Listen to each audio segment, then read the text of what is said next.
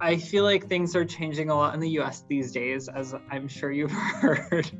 Yeah, and I guess what is mental health like in the UK? Because I know that here in the US, socially, it's a little bit different. Yeah, well, I mean, so I think, just like the US, I think UK is falling apart politically. A lot of people in power where they shouldn't be and kind of taking away people's rights and things. And so it's quite a scary time, I think, especially in terms of like the mental health world, I guess, just because we already don't have that many, I don't even know if it's rights, but kind of they often, like over here, they have to have like mental health beds on wards and stuff, but that's very few and far between. But also here, because our healthcare, we do have free healthcare, we have the NHS, that unfortunately means that a lot of people get put on a waiting list for therapy, for diagnostic assessments, for like autism, for anything, and that can be up to about 2-3 years. And I think since COVID, it got worse as well. And even just people, I think, like you were saying about it being like how socially it's accepted, I don't know whether it's like this just worldwide, but I think I think it's just like you kind of see it highlighted more on social media, but I find a lot of the mental health awareness and stuff is quite performative, where people be like, oh, mental health matters, make sure to look after your friends with mental health, etc. But then if they have a friend that does have mental health issues and they end up having a panic attack on a night out, for example, then people just brand them as being attention seeking or bringing the vibe down, or you're not helping yourself. And I think a lot of it these days is for likes or to look like a decent person, and so it's quite hard to know who you can really trust with your mental health. So for example, I am currently diagnosed with borderline personality disorder, and that's one of the most stigmatized illnesses out there. BPD are often called like attention seeking, manipulative, and unfortunately in terms of the mental health system over here, actually a lot of people with BPD have completed suicide because of that stigma, even by mental health professionals. I've known 3 people, I think about 3 people in the mental health community I'm engaged in, they've lost their lives this year because the mental health teams weren't taking them seriously. They were calling them, like the mental health team were calling them manipulative, attention seeking, or saying, well, if you were going to do that, you wouldn't have reached out to us. And I think there's a lot that needs to be done, I think, within the professional space as well, to unlearn stigmas. Because I think at the end of the day, your biases go out the window if somebody's saying they're feeling suicidal or whatever. That needs to be taken seriously. Whether they were okay 5 minutes ago, whether they might be okay in an hour, you don't know. But so it's kind of I think, like you were saying, like at the beginning, where people constantly saying they're feeling lost, every time they try it feels like it's getting worse. I think a lot of that can be down to stigma, because if you finally feel like, okay, I'll tell somebody something, and then you're immediately shut down, you kind of go back in yourself again, because you think, well, nobody's taking this seriously. I kind of laugh at it like with my own experiences, because the phrase I heard a lot, especially growing up, was like, oh, well, you were fine 5 minutes ago. But for me, I'm like, well, that was 5 minutes ago. A lot could have happened. And also emotion dysregulation.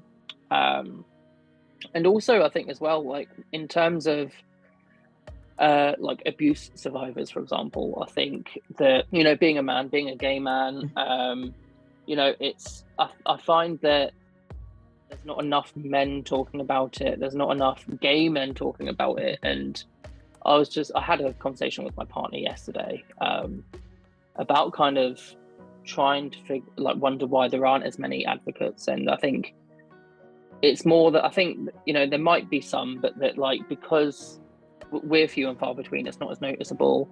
But also with being minorities and stuff, I think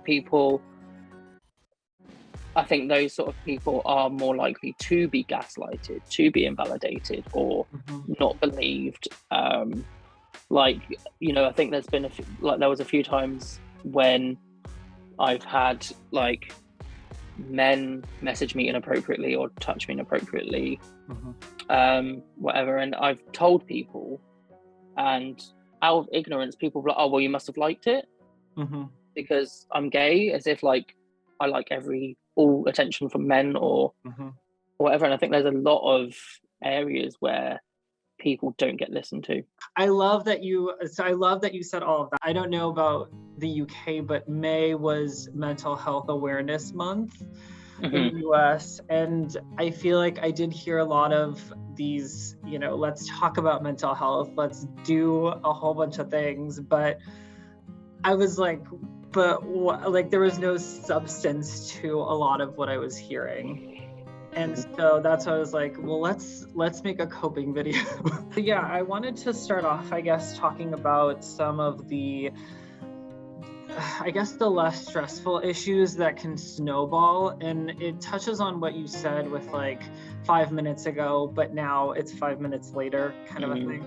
So I guess the first piece was like having a bad day, getting a bad grade, having someone snub you, just kind of these little things that can then grow into bigger things, where things like, oh, I'll have my coworker say something kind of nasty, or I'll have, I won't get along with my boss, or I'll have a really bad day at work. And then over the course of months, that grows into like an actual problem. When you talk about dealing with these little kind of really minuscule things in the grand scheme of things, what are some ways that you think people can deal with that? I mean, so for me, I think with like BPD, it like one of the traits is kind of having like intense emotions. So anything little to me seems massive. Like I've literally cried over spilled milk before. But like with smaller things, like for example, if you've got, if you're like having a bit of a heated text argument, for example, I think what I've learned to do is to put my phone in another room for an hour or two and try and, even if it's just, playing a video game, watching TV, going for a walk if I can, to kind of try and clear my head.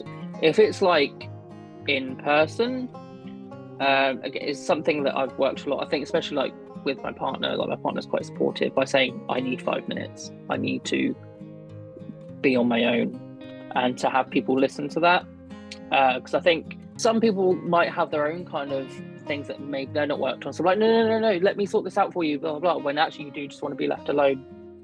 And I think also, even if you can check in with somebody, I think if, whether it's like a friend or something, and be like, okay, I've had this disagreement with a co-worker. I mean, the only issue is, I think, because something I'm currently working on is like trying not to constantly go to other people for validation of my emotions or my feelings towards something, because I found that led to me never kind of validating myself and being like, no, I'm right in feeling pissed off about something, or I'm right in kind of calling someone out on something, or like, yeah, they may not have meant to say something hurtful, but it still hurt. And so I think it's kind of, I think sometimes just putting your phone away for a bit, or just kind of sitting with it, and kind of standing your ground in your own mind, I think, and being like, no, I think I was right in this situation. Okay, how did they kind of, how would they feel, or whatever. So do you think things like during your time, during your 5-minute break, things like listening to music or journaling or writing it down, do you think any of those will help? Because, I feel like I heard this quote and it was so great. It was like, if you don't know what to do, don't do anything. And just shut up and kind of go away for a little bit. So I love that. I actually do that myself whenever I get kind of like in my own brain. I feel like you just go sit quietly is something that I think that's awesome. I actually bought this board. And so it's like an LED board, and you can just say, okay, you can be like, I'm like having a bad day or something. If you don't have a journal, and then you push the button and it erases. So, oh, wow, that's really cool. So, well, and I use it mostly for work, but sometimes I found journaling really helps, but I don't want to leave all of those I don't want to deal with all those papers, and it helps to just kind of write down something really fast. which is why this seems to work. I was wondering what you like to do in those 5 minutes when you're like, yeah, I think it depends. 'Cause I think one of my coping mechanisms has always been putting my earphones on and listening to music. That has always been my kind of go-to. And sometimes I find that, like, if I don't have those 5 minutes to myself to do something like that, that's when I do start to get more agitated or a bit more anxious. I've even done it like being out with friends, and I'm like, I'll be back in about 10-15 minutes. I'll literally go for a walk, listen to music for 10 minutes, then good to go again. Sometimes I need those breaks.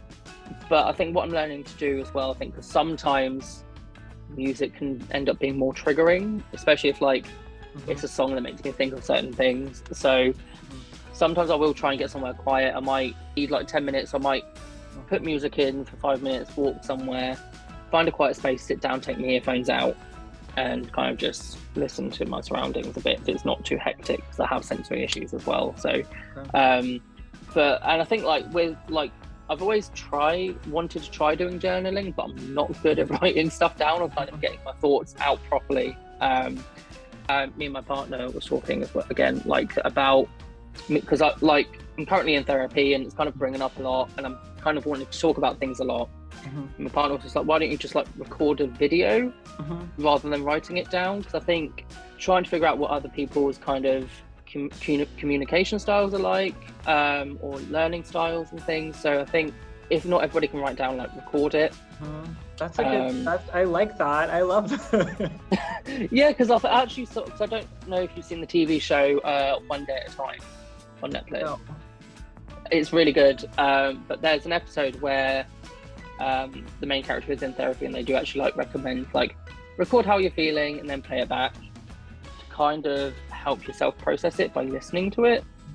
Just because I think like when it's all up in your head, it still doesn't make sense. Whereas if you kind of just listen to that. Right. Yeah, no, that's awesome. No, so some people don't want to journal, and the reason why I would recommend it is because there's so much going on through your mind that you can't possibly organize it, and writing it down will help you organize that. But I can see that if you're like worried about writing things down and having people find them, or kind of being embarrassed by it, how recording would help still sort those thoughts out, because then you have to shut up and listen to yourself.